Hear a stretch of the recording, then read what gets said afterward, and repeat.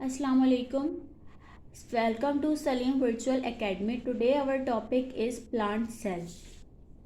सबसे पहले मैं आज आपको बताऊं कि सेल जो है वो कॉम्बिनेशन है। जब टू सेल कंबाइन होते हैं तो हमारे पास बनता है टिश्यू। क्या बनता है? टिश्यू। जब टिश्यू कंबाइन होता है तो हमारे पास बनता है ऑर्गन, कोई भी ऑर्गन, ठीक है। उसके बाद जब ऑर्गन्स मिलते हैं, एक दूसरे से लिंक करते हैं और हमारे पास कोई भी सिस्टम क्रिएट होता है तो वो हमारे पास कहलाता है ऑर्गन सिस्टम। अब प्लांट सेल की बात करें, जिस तरीके से एनिमल सेल होता है उसी तरीके से प्लांट सेल होता है, पर जो प्लांट सेल में और एनिमल सेल में मेन डिफरेंस है वो है सेल वॉल का। प्लांट सेल में सेल वॉल मौजूद होती है। इसमें भी जब हमारे पास सेल्स मिलते हैं आपस में तो हमारे पास एक टिश्यू बनता है, लेकिन जो प्लांट्स के टिश्यूज होते हैं उनको एनिमल सेल के निस्बतन स्ट्रांग होना पड़ता है। क्यों? उनको प्रोटेक्ट करना पड़ता है।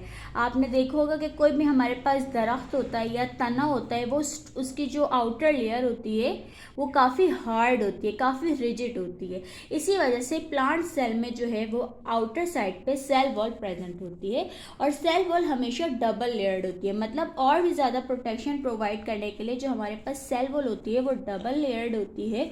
उसके बाद उसके अंदर इनर रीजन में सेल मेम्ब्रेन होती है। मतलब जो सेल प्लांट सेल होते हैं उसके सेल के इंटरनल जो ऑर्गेनल्स होते हैं उसको सेव करने के लिए इतनी ज़्यादा अल्लाह ताला की तरफ से कवरेज फराहम की जाती है। तो जो आउटर रीजन है इसको कहते हैं सेल वॉल।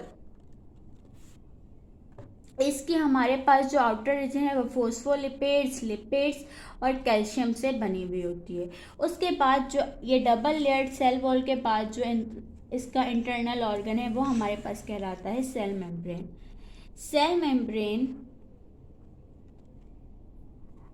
मेम्ब्रेन सेल की आउटर लेयर होती है जो कि उसके इर्द गिर्द के जो उसके अंदर इर्द गिर्द की चीज़ें हैं उनको ट्रांसपोर्ट करने में भी हेल्प करती है सेल वॉल के थ्रू। और सेल मेम्ब्रेन बीच में एक लेयर प्रोवाइड करती है as a protection layer to the organelle, जो कि inside the cell membrane different organelles present होते हैं।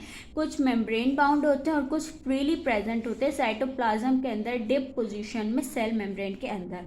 उसके बाद जो हमारे पास ये आपको लिक्विड सा ज़ाहिर है, ये डायग्राम में नहीं लेकिन एक मॉइस्चर टाइप से प्रेजेंट होता है जिसके अंदर तमाम ऑर्गेनल्स फ्री पोजीशन में या ऑर्गेनल्स जो है फ्री पोजीशन में या फिर मेम्ब्रेन के अंदर बाउंड हुए हुए प्रेजेंट होते हैं, वो हमारे पास कहलाता है साइटोप्लाज्म। साइटोप्लाज्म के बाद यहाँ मैं अब आपको बताऊं कि ये जो आपको एक स्ट्रक्चर नज़र आ रहा है बड़ा सा, इसको कहते हैं वैक्यूल। प्लांट की सेल की वैक्यूल। तो ये जो है हमारे पास ये जो लेयर कहलाएगी ये कहलाएगी वैक्यूल मेम्ब्रेन। जो वैक्यूल क्या होती है? वैक्यूल हमारे पास होती है जिसके अंदर तमाम चीज़ें फूड की फॉर्म में स्टोर हो रही हों और उसके अंदर न्यूट्रिएंट्स हों और उसके अंदर एक्सक्रीशन हो रही हो, ठीक है। उसके बाद ये जो हिस्सा हमारे पास इसका इंटरनल कहलाएगा वो लार्ज सेंट्रल वैक्यूल कहलाएगा। क्या कहलाएगा? Large central vacuole. उसके बाद आपको ये जो लंबी लंबी रॉड शेप में स्ट्रक्चर नज़र आ रहा है, इसकी लेबलिंग मैं यहाँ कर लेती हूँ ताकि आप लोगों को ईजिली दिखाई दे। इसको हम कहेंगे, हमारे पास इसका जो नाम होता है, इसका बड़ा यूनिक सा नाम है, मुझे तो बहुत अच्छा लगता है, रिफाइड सेल। रिफाइड मतलब अपने रिफाइड सेल है, रिफाइड क्रिस्टल।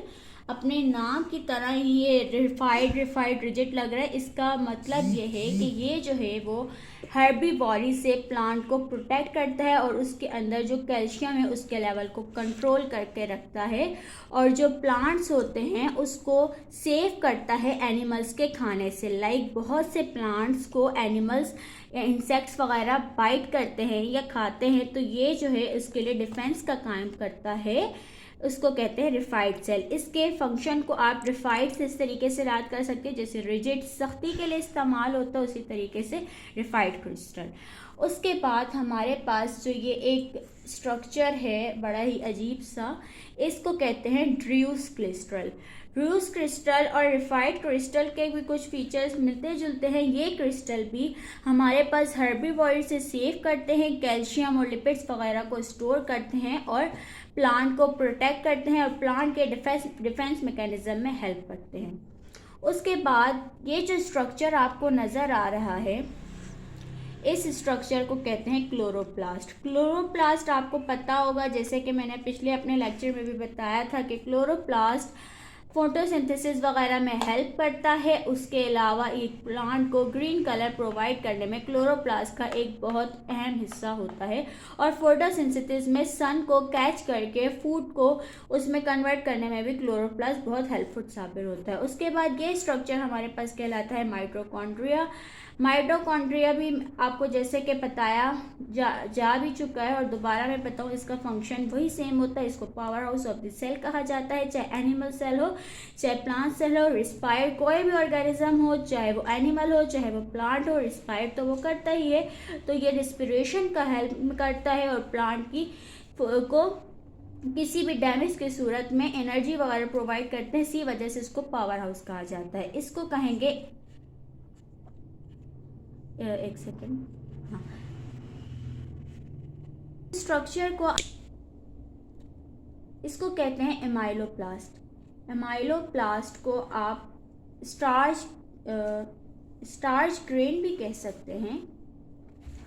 नाम से ही ज़ाया हो रहा है कि इसका कुछ ऐसा ताल्लुक है जिसमें इसमें स्टार्च का कुछ ताल्लुक है। तो जी, एमाइलोप्लास्ट स्टार्च की प्रोडक्शन में बहुत हेल्प अदा करता है और स्टार्च की प्रोडक्शन को कंट्रोल करता है और उसको बढ़ाता है।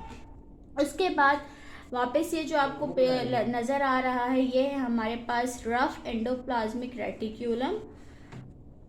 उसके ऊपर हमारे पास वही राइबोसोम्स अटैच हैं और राइबोसोम्स रेटिकुलम, राइबोसोम जो है वो प्रोटीन के सिंथेसिस में हेल्प करते हैं और ये जो होता है एक साइड से न्यूक्लियस से अटैच होता है और जो है ये न्यूक्लियस से एक साइड से अटैच होता है और प्रोटीन की सिंथेसिस में हेल्प करता है। इस तरीके के जो स्ट्रक्चर है इसको कहते हैं राइबोसोम्स। जब एंडोप्लाज्मिक रेटिकुलम पे अटैच हो जाते हैं तो वो हो जाता है रफ एंडोप्लाज्मिक रेटिकुलम और जब ये एंडोप्लाज्मिक रेटिकुलम पे अटैच नहीं होता तो वो होता है हमारे पास स्मूथ एंडोप्लाज्मिक रेटिकुलम। ये जो स्ट्रक्चर हमारे पास प्रेजेंट है इसको कहते हैं गोल्जी बॉडीज और ये प्रोटीन की सिंथेसिस में हेल्प करता है। आई होप आज का लेक्चर आपको समझ आया होगा। Thank you so much.